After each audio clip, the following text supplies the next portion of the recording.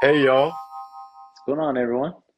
I'm Jay, And I'm Chris the Bird Nerd, and and we we are are the the Bird Bird Brains. Brains. And I I do don't have know my if mug. I Cheers. I have a glass of wine. Cheers. I'm celebrating the new Pope. We got a new Pope today. I'm Catholic, Yeah, so it's awesome, man. we got Congratulations. we got a new Pope, I've American Pope for the first time I've ever. I've been so wrapped up in work stuff today. I haven't even checked anything online. So that was new news to me. It's awesome. Yeah, Congratulations. and we got Candy, who may or may not be on Yeah. camera. I don't know because it zooms us in some from what we Oh, see when we're sorry. recording, I just scared her. You want to come but. closer? Hi. Hi. Golly, You she's saying looking hi? so much better. Oh, she's waving. Oh, You that. saying hi? All right, you want to hear something cool? So, and Chris, I know you're going through this with Candy. So, when you adopt a parrot who's not, you didn't get from a baby, so you didn't teach them all the stuff, you Right. find out, like I called it, we talked about this maybe a year ago or so, like little Easter eggs that you get from birds. And you're like, oh, Uh-huh. I didn't know you did this. Like Einstein will play soccer with like a little toy soccer ball. And I didn't know he did it. It's not like he can tell you. And then Right. one of my kids rolled a soccer ball past him and he started playing soccer with my kid. And it was like, Nice. but I've had Einstein, in November will be 3 years. I thought I had seen all the Easter eggs, but every once in a while when I'm going to do carpool with my kids, I'll just bring them with me and like walk around with him on my shoulder and let people be like, oh, parrot. Uh-huh. And he did the wolf whistle. He did the Oh, real nice. distinct and clear. And he did it twice. And I've never heard him do it before, but somebody saw him and like whistled at him and he hit I was like, oh. So, lesson learned by me, they've always got more than you think. You like that? She just ate a little banana. So today she got a new play stand. So since it's warmed up this last month, she's been spending most every day outside with us when we're out there, and she's Mhm. loving the sun. And we just have this little cheap wooden stand that I had got when we first got her, and we upgraded, got her a new stand, built it today when I got home from work and put her out on it. She loved it. And she said a new word today, which I hadn't heard her say. And so her play stand, it's got like three different levels, and she's up on the very top level, super excited. She's like flapping her wings, talking. And I gave her a piece of banana, and she's eating it. She's like, lollipop, lollipop. So she says Aim, aim the lollipop. So camera, aim the camera at her for a second. Yeah, so because I'm worried we're not going to get her. There she is. Oh, hi, there's my little there's my god good bird. girl. There's my good girl. She's letting her. I don't know how well you guys can see, but we're getting feathers back in. Yeah. And she's getting some of the yellow ones back in. It's a little bit patchy, so I'm trying to give her baths every day, keep her entertained, and she has considerably reduced the amount of feather shredding that she's done. So she is going through a molt right now. So she's molting her tail feathers. She's got lots of pin feathers up on the head, and then obviously her chest is getting some new feathers in. So we're hoping that don't poop on my arm. I got my arm right under her butt. We're hoping that she lets them grow back in so people can really see how beautiful she is. But She's she's going off going, already hi, hi. so, I mean, when I got her, man, she was so much more like ragged Yeah, than she is there. She looks great. she loves to do kisses, huh? Can you do a Shh, kiss? get her to wave hi again. Can you say hi? Can you say hi? Can you say hi? Can you say hi? Come on, say See, hi. people don't realize they Say know they're on hi. camera. She understands she's You on say hi. camera. And they're not You as say hi. performative. It's so frustrating. They don't Here, do wait. what you want. Oh, you can do it. You can do it. Here, let's try this. Let's see here. I've got a little treat here for her. Mhm. Let me say hi. Can you say hi? Can we say hi? Oh, come on. There you go. Come on. There you go. Hi. But Good hopefully you bird. guys saw that. She didn't lift her foot up too high, but yeah, Yeah, she knows before she held it up you're for on a camera, while. huh? Yeah, they get Yeah, camera shy.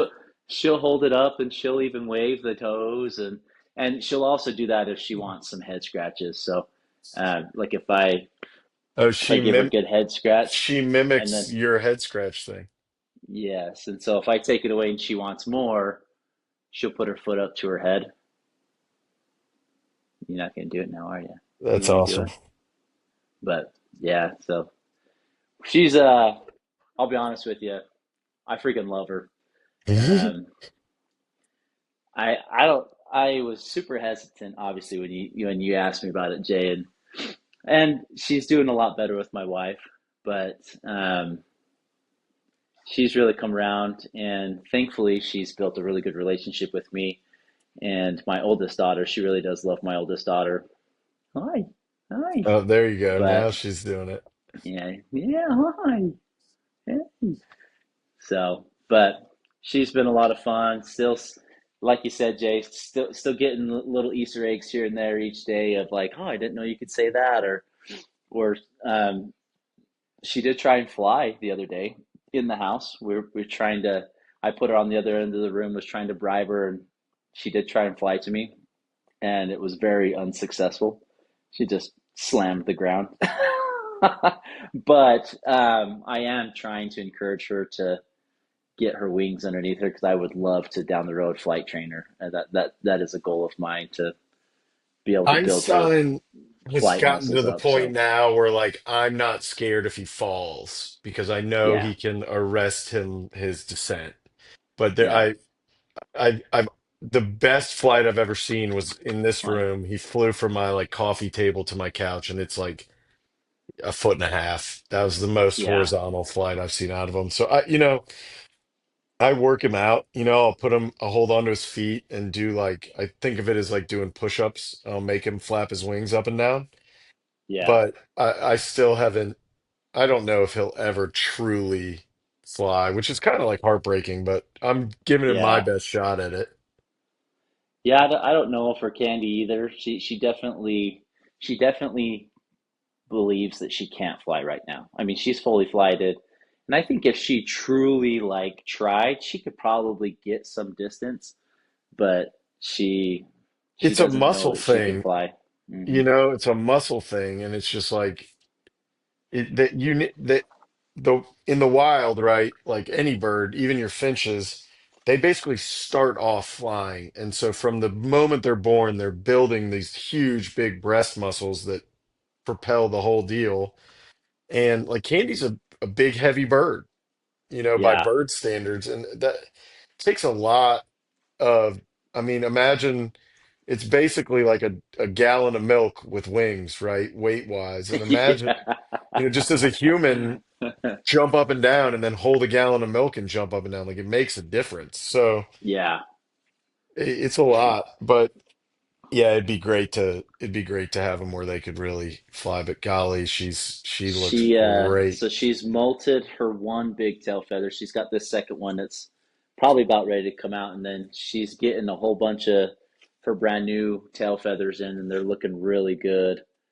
So I don't Just know. I just get excited. It's just I love it. just watching you, like y'all, if you're this is your first episode you've seen, or you missed the Candy episodes or whatever.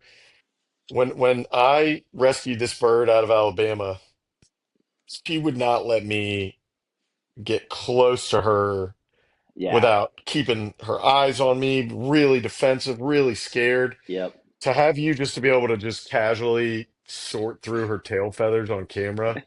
Yeah. I mean, dude, you have done an No. incredible job with that bird. Yeah. Ooh, good girl. Yeah. She's Yeah.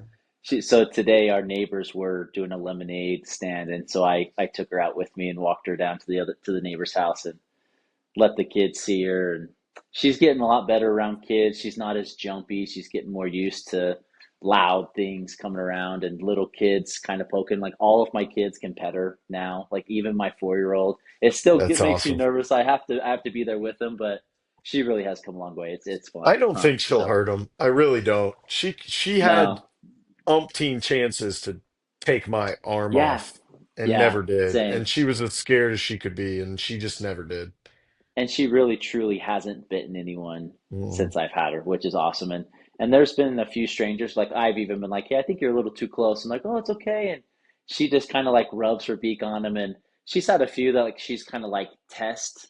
I would even call it like a pinch. It really wasn't a bite. Like I mean, it didn't even leave a mark on their skin, but you could see that she had put a little bit of pressure on it. But she really has been pretty Mhm. gentle and good. So And their beaks I'll are take it. so, I mean, I think I told this story at some point in one of these episodes, but I helped hand feed a balloon gold, back in high school, and DJ, and they can crack macadamia nuts. So one day I was playing with him and scratching his head, and somehow or another my thumb got in his mouth.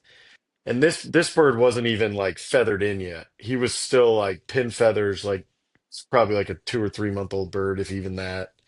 I don't remember how old he was, but very young.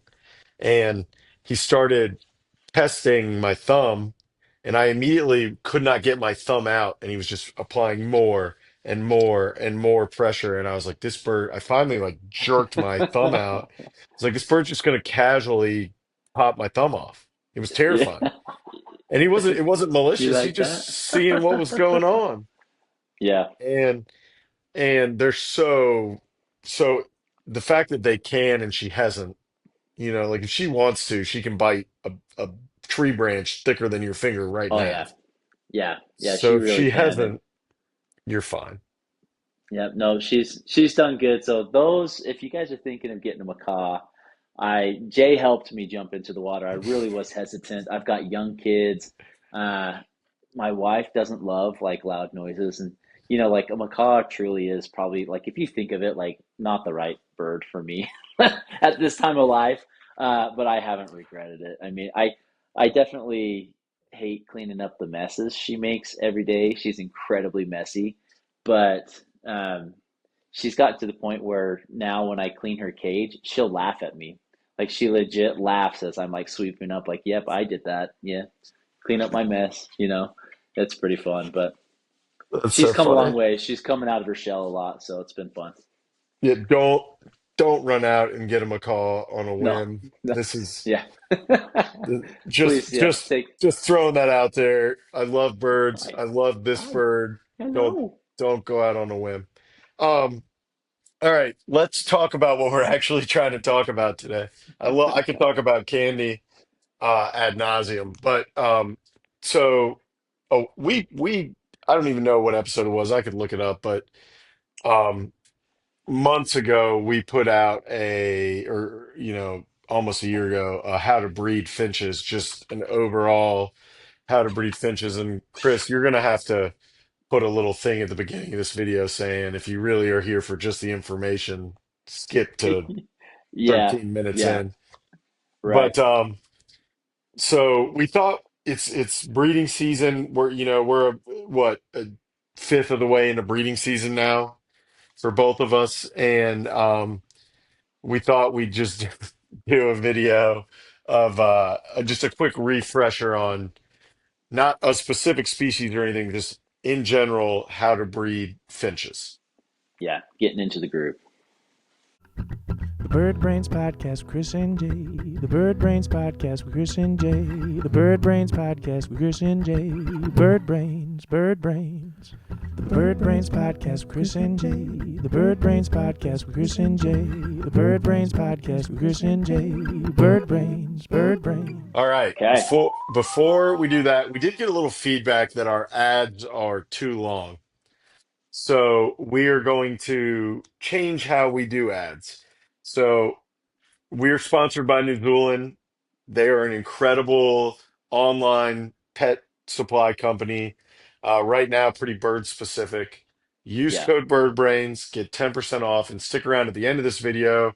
And we're going to talk about some of the awesome stuff that they have that you can get from New Zealand, which is truly becoming a one-stop shop for everything bird. Today, we are going to talk about breeding finches, and I guess we should start with the very basics, Chris. So, just if you didn't know this, sorry if I'm breaking your heart, but to breed finches, you need a male You did a boy and a girl. and a female, right? You have to. So, what we would call in the biz a true pair. So, Yes. you need a male and a female of breeding age that are ideally not related. So breeding age for finches, depending on the species, it varies a little bit, but typically between or older than 1 year and younger than 4 years old, Yeah. right? Yeah. Most of your finch species, I would say 12 months is a great breeding Mhm. age, with a couple exceptions of like zebra finches and society finches. They can tolerate a little bit younger, but I still would recommend 12 months or older to breed and successfully have first, second, third clutches each year, and it does help their bodies fully mature, and before they're laying eggs or raising chicks, things like that. It really does help. So 12 months or older, make sure you got a boy and girl. And the reason, conversely, you don't want to be too old is so finches are small compared to a lot of animals. They're relatively fragile, and it is a big taxing thing. A finch egg, I don't have one handy, but they're only, like this big. But Teeny if you tiny. think about that, the whole finch is smaller than my fist. That's a lot of work. And then if you think about that, like we talked about in the previous episode, finch chicks are altricial. They don't come out like a baby duck or a chicken ready to fend for themselves. So mom and dad have to sit them for 2 weeks, basically 13 days, 2 weeks. Then they have to feed them in the nest Yeah. constantly. And in the beginning, every couple hours for 2 or 3 more weeks, and then they have to feed them once they fledge for another 2 or 3 more weeks. That is a huge taxing thing for such a small animal. Absolutely. The energy demand, the caloric demand. I mean, it's nuts to think about, Yeah. you know. And so it's like they are already calorie and energy wise like a race car engine. They need really high octane fuel. They need a lot of gas. They don't get good gas mileage. Then you factor in that they've got to feed. I've had a clutch of nine zebra finch chicks. So Uh-huh. Yeah. those parents have to feed themselves and nine babies. That's a big deal. So you want a bird that's young enough and in really good health to be able to do that. Imagine if you were 50 and all of a sudden you had septuplets, right? That Right. it would kill you. I'm Yeah. 34, I got three kids, it almost kills me. Yeah, and one thing to take into consideration too, Jay, is most of your finches will lay consecutive clutches in a row. So as soon as those chicks of their first clutch are fully feathered and they fledge the nest box, mom and dad are already working on the second clutch while they're weaning the first chicks, right? And so there's no break. There's no like, oh, I'm going to wait 3 weeks and rest. It is, one after another consistently.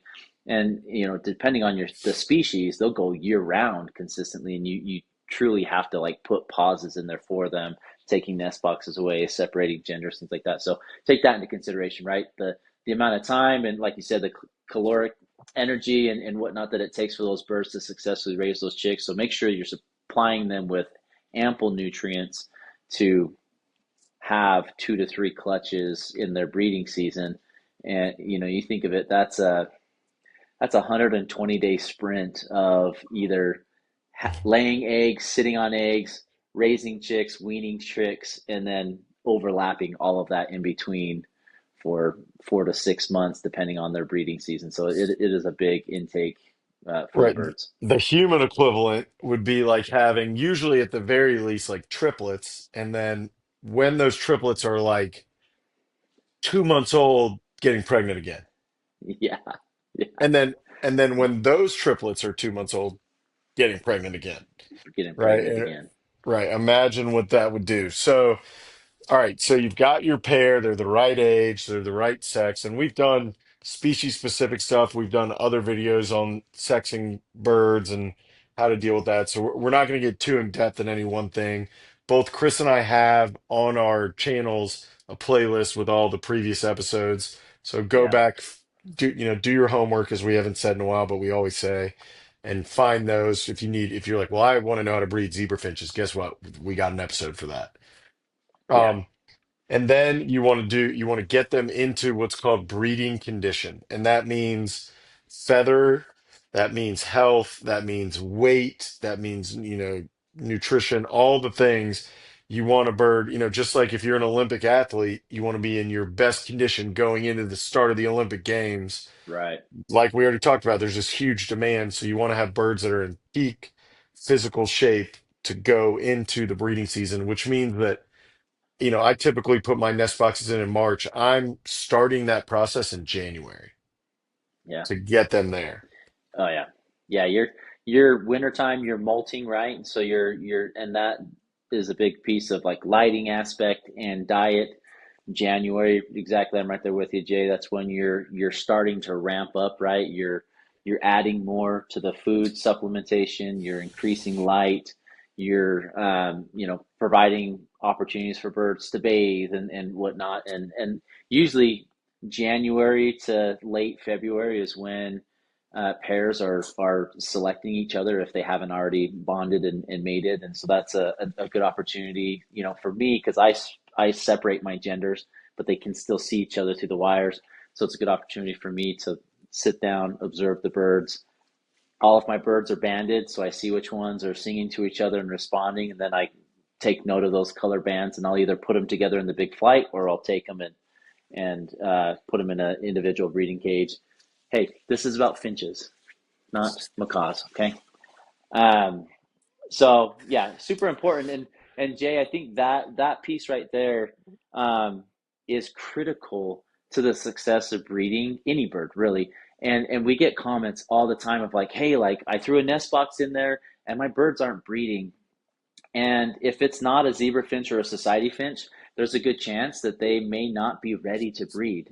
They could be in the middle of a molt, or they could be starting their molt, or it takes some time for them to get used to the new partner that you paired them with, right? There's a lot of different dynamics, and so the off season is so important for that, so that when you are ramping them up in the springtime, it's like they're itching to go. And I know Jay, you experienced that, right? I mean, you didn't put your nest boxes in as soon as you did have in previous years, and your birds were like, "What the heck is going on?" Like they're dropping eggs on the ground, like Well, like they so were itching to go. And so, it screwed me up. So I haven't yeah, told you this yet. I'm going to tell you this on camera. So last year I had a great Gouldian year. I fled something like 30 Gouldians hmm, from like four pairs. So I got everybody in. I keep them on this cycle. I am thinking the whole year about. We've talked about it in other episodes, but the racetrack kind of is how I think about it. I'm in turn one. I'm already thinking about turn two, turn three, and turn four. So at the end of last breeding season, I'm already thinking about, all right, we got to get them out of breeding condition, through a molt, and back into breeding condition. Well, my Gouldians in particular, I've noticed the last 2 weeks, all of a sudden, all my Gouldians, which they kind of feed off each other hormonally and everything. yeah. All my Gouldians are molting again. They molted 3 months Oh ago. no, They all have pin feathers right now. So I got them into breeding condition. They were all ready. I didn't, activate it at the right time, and it's thrown them off. So not all yeah. species are that sensitive. Like you said, zebra finches and society finches will breed in the middle of winter in a shoebox upside down with the lights off. But Gouldians, if you're not Yeah. it's Gouldians and canaries, I would say, are the most sensitive to things like that. right, and my canaries too. So I've my canaries have laid a clutch each, both of my hens, all infertile. Dang. So and one of them's on clutch two now, so I'm fingers crossed. But typically with my canaries, it's also pretty temperature related, right? So they naturally would breed a little earlier because they're a Yeah. little more cold tolerant and just they're in a different climate. So I typically in my breeding season I breed from March to October, which in the northern hemisphere, March is spring, October is fall. Right. Um, so I'm breeding through the summer. So typically I'll only have canary success their first clutch, then I'll have a clutch or two of duds, and then I'll let them do a fourth clutch because they're a little bigger and tougher. I typically only get successful chicks out of clutch one and clutch three or four.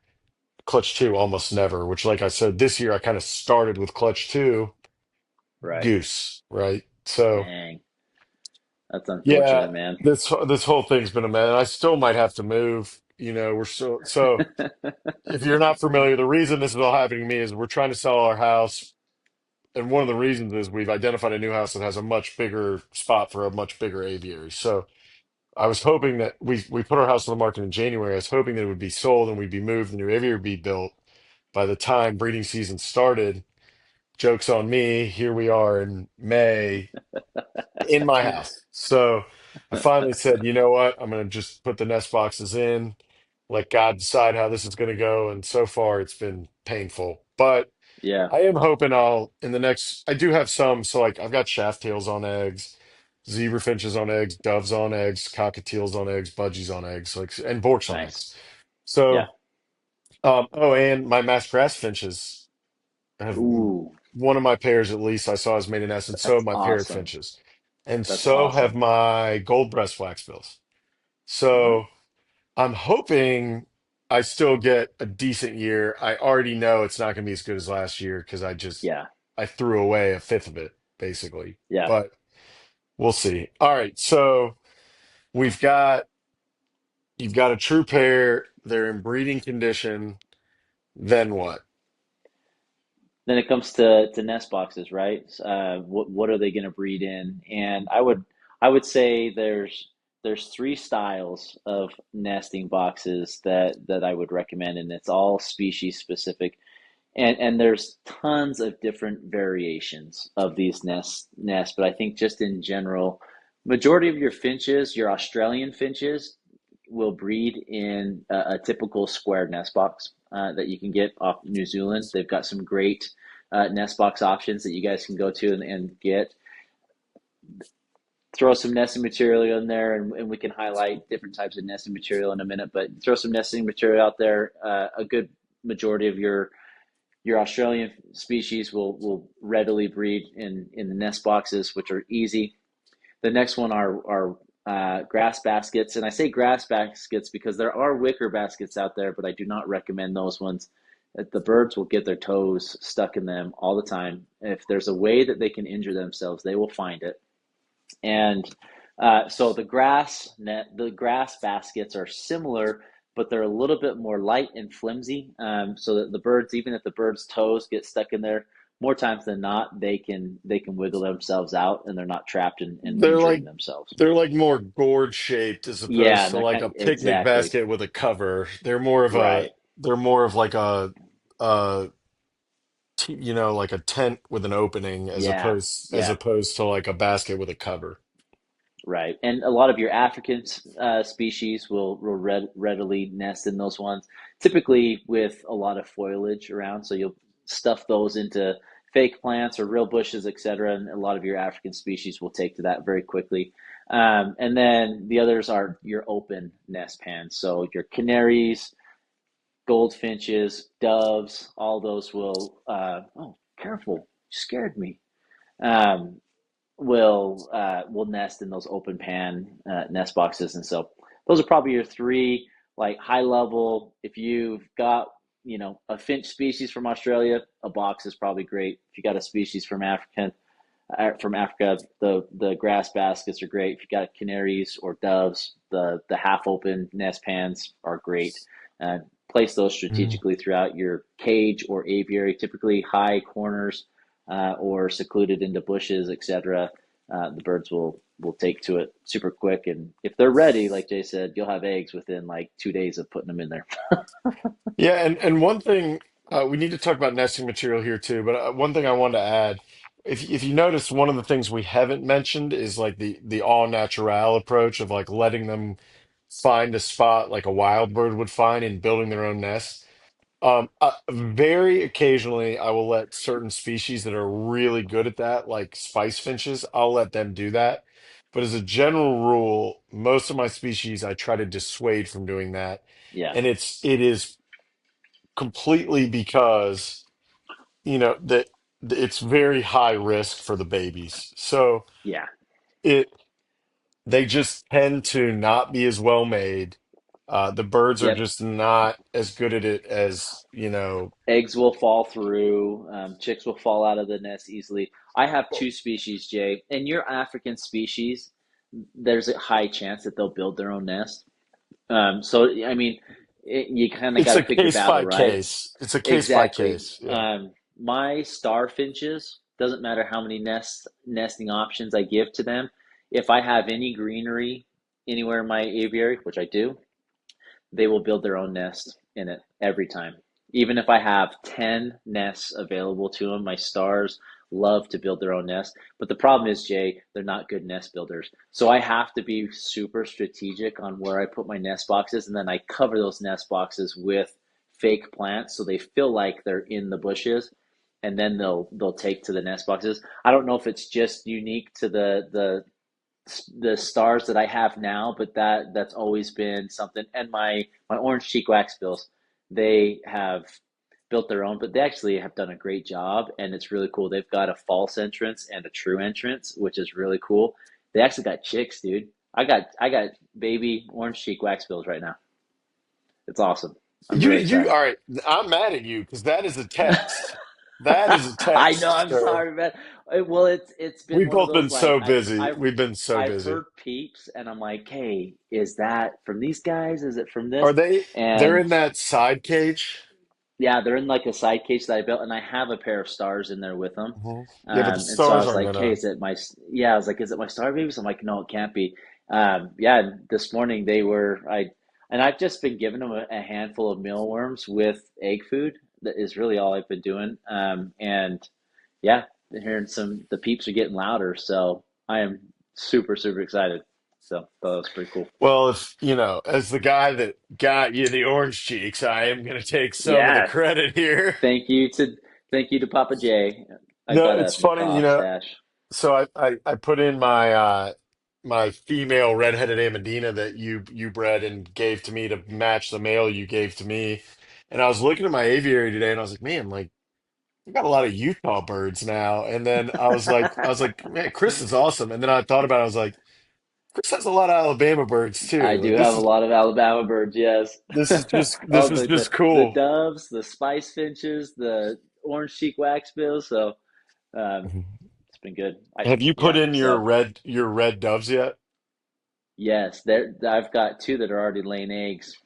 Nice. Yeah, I haven't So my pair's done with quarantine, but I haven't decided if I'm going to put them in the aviary or in just a flight cage yet. And I've had a busy week, so that tomorrow, one of the things I'm going to figure out is where they're ending up. But my other doves are yeah, all on eggs I did put all four of them together in the aviary with one of my. I had an extra male normal from that I bred. diamond Yeah, dove that you bred from you, and so he's in there with them. I need to put some more nest pans out there because they're one of the females is laying in the food dish and trying to build her two stick nest in there. yeah. So Speaking of birds that I will not allow to build their own nests, doves, because doves yeah, it's will. terrible.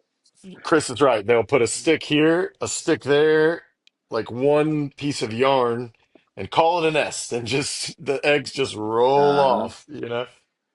All right, Yeah, so nesting materials. So, and we've done episodes on this and video. Chris and I both have videos on this, but the main things I want to touch on here is you don't want things that hold water for a long time.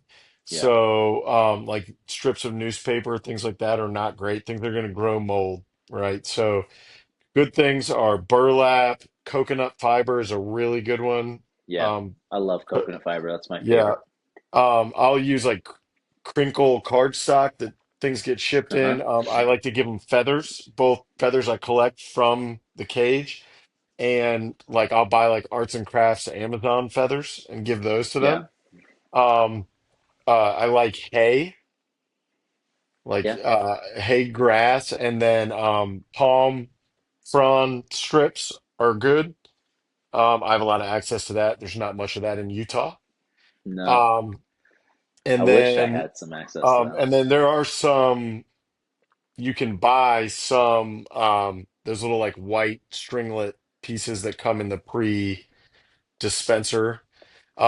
You also want to be really careful to avoid things that can get wrapped around toes, fingers, Yeah. legs. Cot Cotton, yarn, I would say stay as far away from that as you can. Mm, Because more times than not, it will. it will get caught around their toes, and it's usually too late before you see it, and Yeah, but the the toes are not best case scenario there is saved. a like a broken toe, and the worst case scenario is a very dead bird. So, Yeah, yeah, um, so that and then so yeah, provide a lot of that. Once they start laying, you can kind of pull back on that. And then, all right, so we've done everything there. Now we're to laying. So you've got birds and they're laying. There are this is an interesting part of it. So experienced birds will do what I'm about to describe. Inexperienced birds may not. And so I'll yeah, explain. So experienced hens will lay, let's say they're going to lay a clutch of 5 eggs, which 4 to 6 eggs is fairly typical. Like I said, I've had a zebra finch that did 9. I have a lot of birds that will only do 2. Like a lot of your like your red-billed firefinches, they'll do 2 typically, or yeah. 3 and only 2 will hatch. Hmm. But the and doves will only do 2, etc. But 4 to 6. So experienced hens will, and they lay typically one a day. Experienced hens will lay one, two, three, and then start sitting. Yeah, That means that the chicks will all hatch within a couple days of each other, which is important. yep, Inexperienced hens, and it takes them sometimes a year to figure this out, yep, will lay one and start sitting and then lay two and then lay three. And what that means is, remember the for most finches, the time in the egg, the egg gestation period is only 13 days. So if they're going to lay 6 eggs and start sitting on day one, the first egg will be halfway to hatching before the sixth egg is laid. So right. by and they grow exponentially fast. They go from, tiny the size of a dime to ready to fledge in a couple of weeks. So by the time number 6 hatches, number 1 is already what, 5 times the size? Yeah, I was going to say the first week of the life of the chick, each day they almost double in size. Hmm. So you have a chick that hatches, and then even just 3 days later, the next chick hatches. The first chick is 3 times bigger than that one. And so when you think of it in the wild, you've got 4 chicks in there. 3 of them are 2 to 3 times bigger than that last one, that fourth one that hatches. It's already at a huge disadvantage. It's either going to get sat on and trampled, or the others are going to outbeg it for food, unless you have an experienced parents that are feeding abundantly and knowing which mouths are being fed and which ones aren't, and that comes with experience with the birds. Usually, the first I expect, like my young inexperienced pairs, I expect 50% of my chicks to make it to fledging, just due to what you said, Jay. They don't lay all the eggs and then sit on them. So your last chicks are hatching 2 to 5 days behind the first ones, right? And it automatically just really puts them in a disadvantage. And then the parents aren't as seasoned or knowledgeable on feeding all of the chicks, making sure that they all get food. Some of your experienced birds, when they lay huge clutches, like I've had clutches of, like you said, Jay, 8, 9 zebra finches, and the youngest ones, they still get fed, and the parents still make sure that that they're keeping them Taken alive and care keeping of, them yeah. fed and taken care of. It's pretty crazy. So Yeah, and so I try to remind people this all the time because I get it's always sad and it's hard for me to like hug people through the Instagram app, right? But I get, man, I'm so discouraged. My hen laid, they both set, everything was going great. The chicks hatched, and then they all just died. yeah, And what did I do wrong? And often the answer is nothing. right. They just don't. They've got to learn, and there's no way. Like you can't show your zebrafinch this episode and explain to the zebrafinch what it messed up on, Yeah, right? So they've got to just figure it out. But I always remind people, I need to go back. I quote this all the time. I need to go back and find it. The in the wild, the percentage of chicks that make it from hatch to sexually mature, which is only like 6 months, is 5%. So for yeah, every 100 chicks that are hatch, not even eggs laid, but hatch, 95 will die. So what Chris just said, he expects his early, breeders to only get to 50% in the first year when they're figuring it all out. That is still a 10x improvement from the wild. Right. Right. So your responsibility, in my mind, my responsibility as a breeder is to do everything right on my end, right? So all the things we already talked about, abundant food, a safe environment, free from, predators. If I have an outdoor aviary, it's my job to keep rats and snakes and anything that Right. wants to eat, ants that wants to eat a baby chick away. Other misbehaving birds, right? Whatever. There is some element of this that is up to the Finches, and they are not going to be perfect. And even my super experienced hens, they're laying a lot of clutches. You're going to have birth defects. You're going to have injury. Just stuff happens. Life is like that. So don't, Yeah. if you have one clutch, the chicks don't get fed right and they all die. That doesn't mean give up. That doesn't mean Right. you did anything wrong. It doesn't mean you should feel guilty. That means try again and let them learn. Right. And I'll usually give each pair at least two chances. And if by after that second chance I didn't see any improvement, then I'll see if I can make a change. Whether that change is, oh, are you ready for bed? She's getting grumpy. Whether that change is, a different pairing with a more experienced bird or a different environment, different nest box, right? There's things um, that you can do to try to help them be more successful. But more times than not, Jay, if you just let them have a couple more chances, they get better every time. Right. All right. So now we're to the growth phase, right? So again, to get birds in a breeding condition, to get them to breed, and then to get them to successfully raise chicks, abundant food, abundant water. You don't want them to ever feel like they're running out of those things because the first thing they'll do, it's their survival instinct.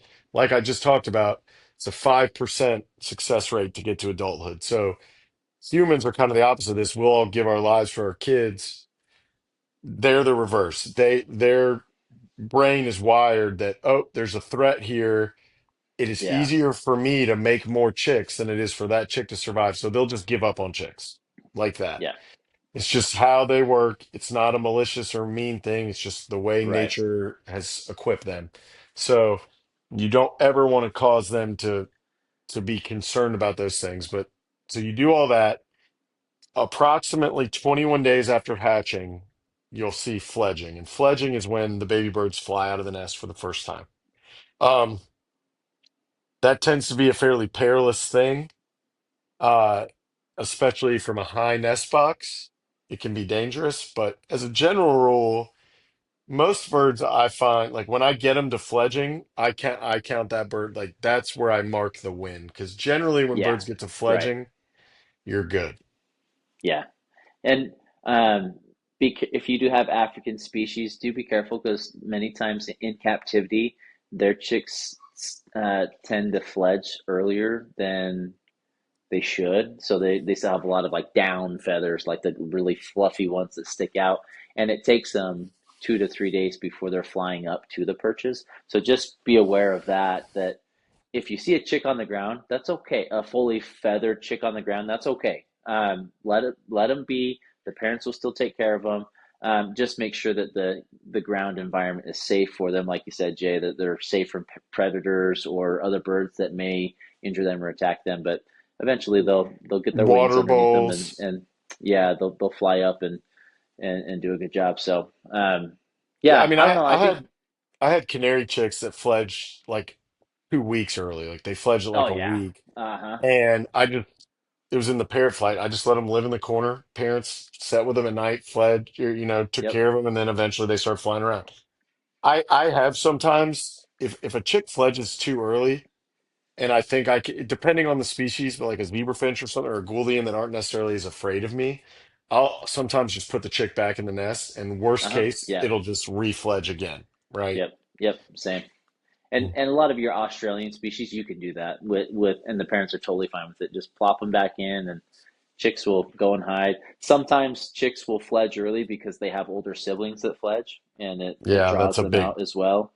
And so, yeah, I think just um, I just had some zebra finches fledge this week, Jay, and they look pretty sweet. They've got a lot of orange on them, so I'm really excited for them to mature out. But two of the chicks, the two youngest, they fledged a little bit early, so they've spent about 4 days now on the ground. The other three are up and flying around in the perches, and they're about ready to venture on up. They're getting to the point when I walk in to feed them, they're flying up to the top, and they're getting their wings out there. You see some feet coming in. She's hi, She's ready to go to bed. All right, and then yeah, so typically 21 days to fledging, and then typically another 3 to 4 weeks till they're what's called weaned. So even after they fledge, usually dad, by this point, mom is going to go back into the nest and start laying again. yes, Dad is going to do the majority of the feeding. And now this is species dependent and everything, but dad's going to do the majority of the feeding.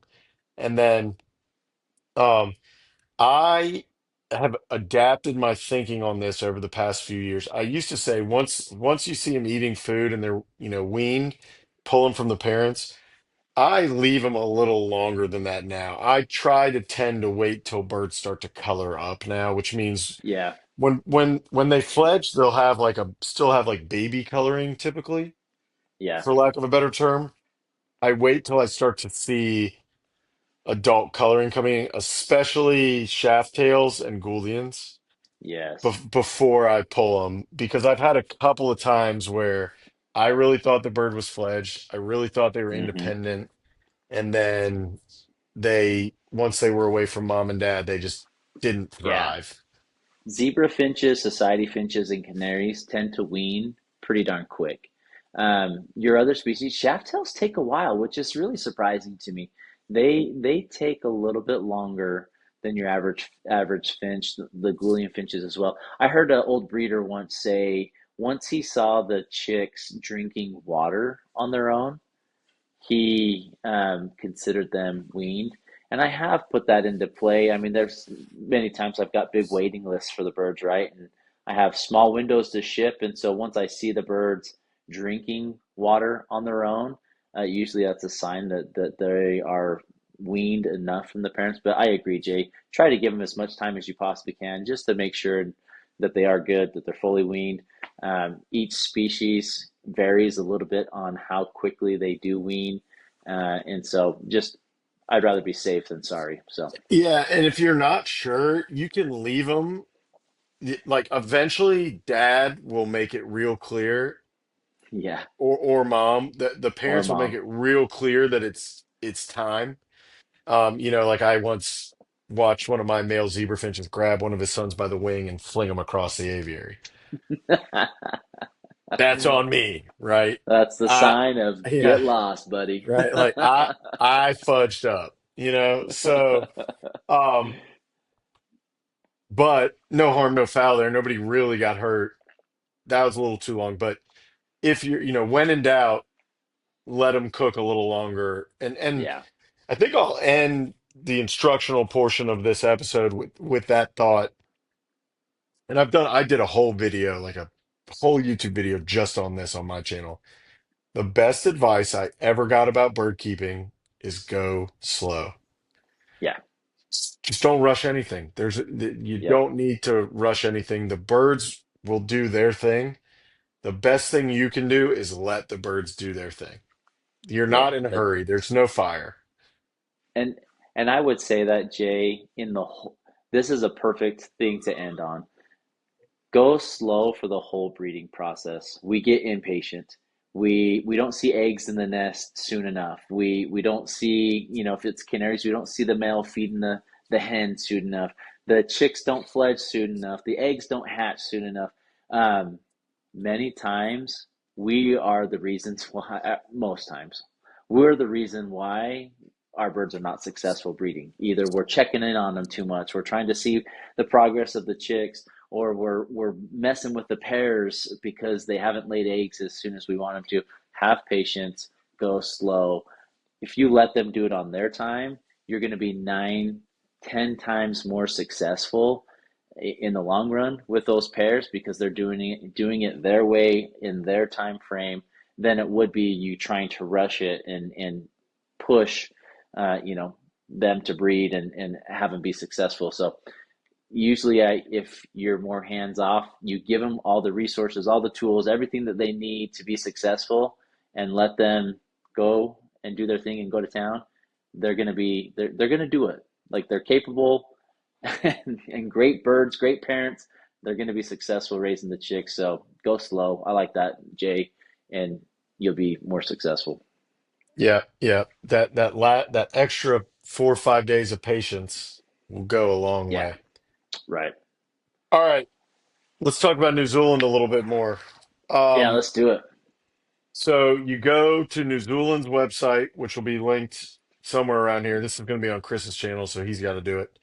But and then you go to the Perchville section. Now, look, so New Zealand doesn't give us money, and but they do give us stuff like this to try out and talk to y'all about. And they give us seed, and they help support this channel. So we appreciate them for that. But um, their website, I find, and we get complaints about the website.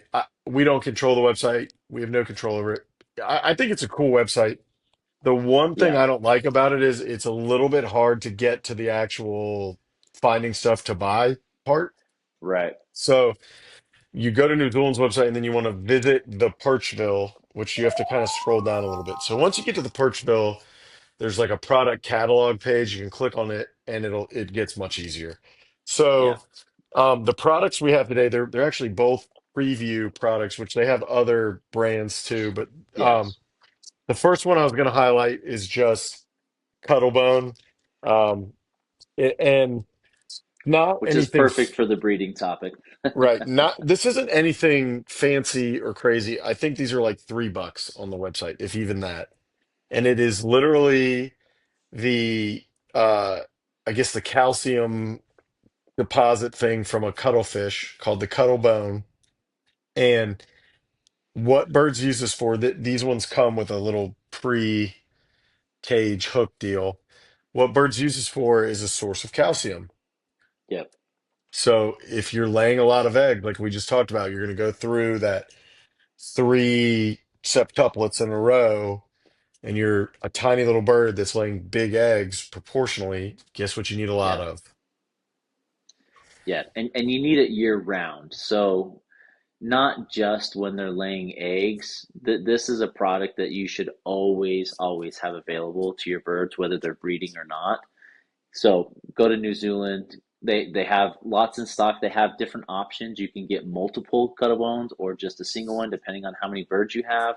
I usually try to have several different cuttlebone options for my birds throughout, and New Zealand's a great place to get that quickly, get it shipped to your house as fast as you can with the 10% Birdbrains code. So Yeah, in just to give you an idea, in my aviary, I have 5 cuttlebones. My big aviary that has like 60 some birds in it, I have 5 cuttlebones at any time. And if one of them gets worn out, I replace it.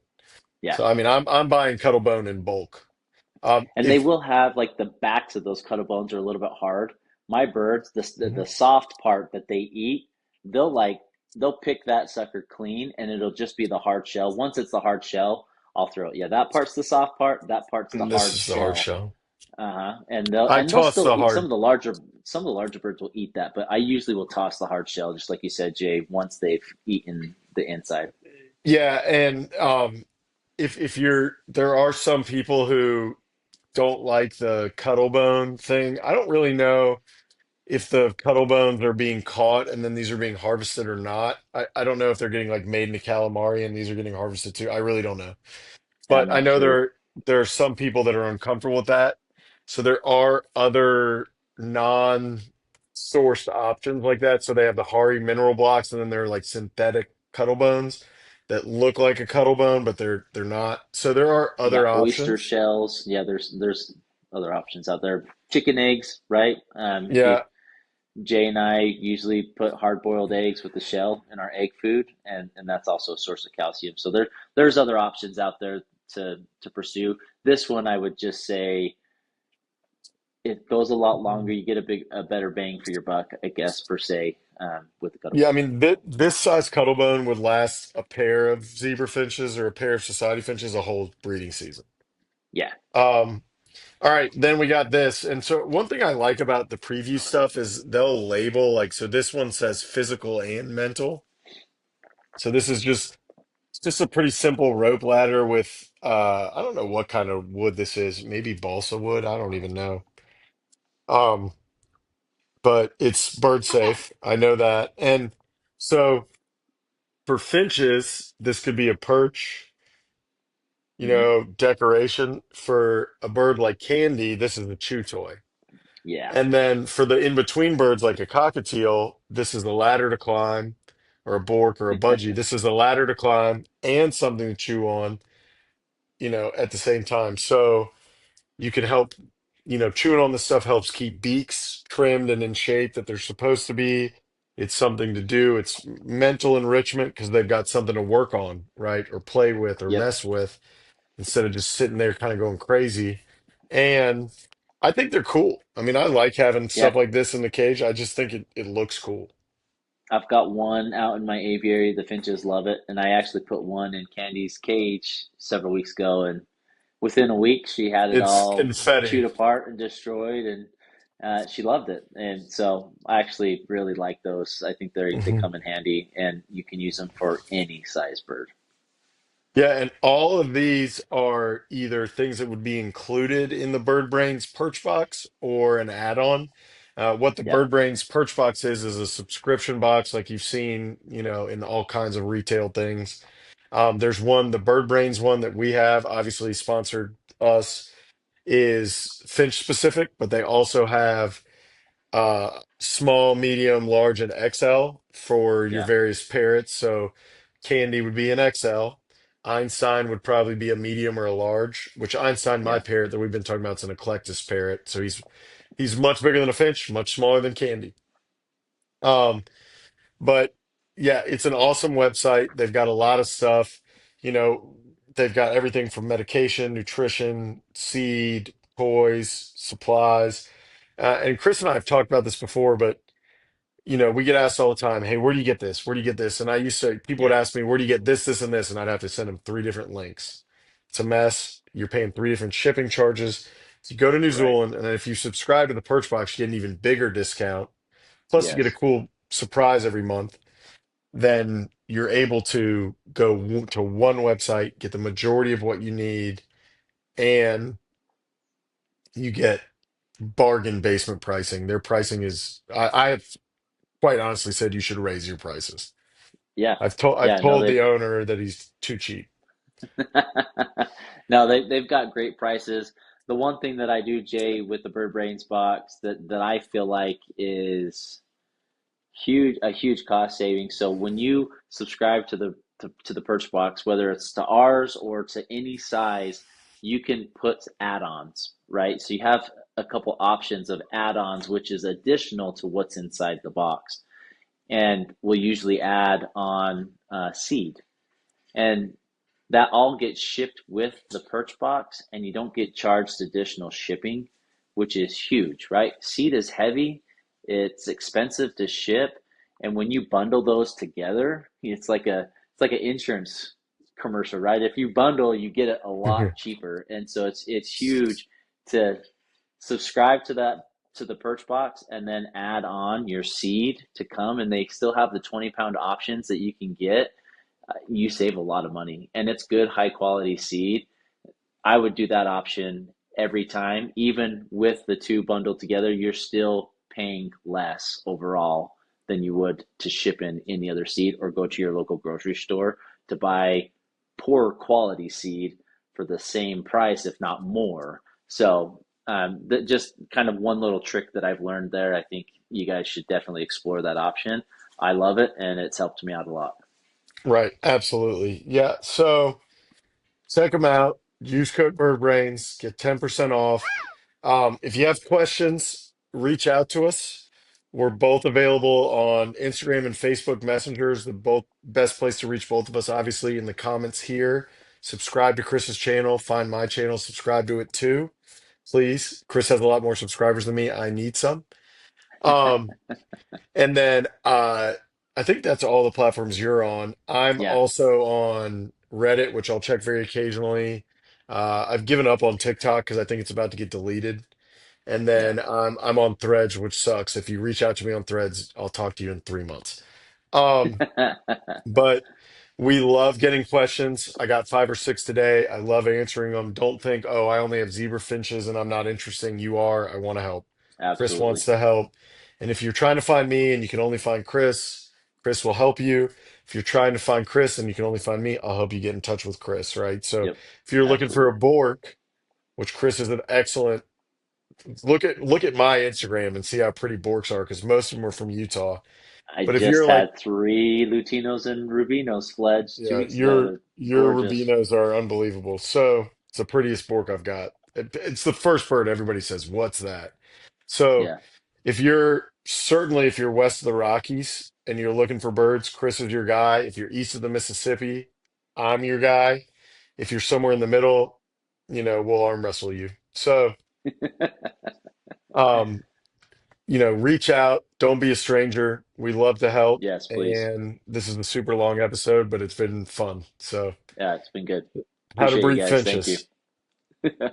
All right. We'll catch you all on the next one. See you guys. Bye, Candy.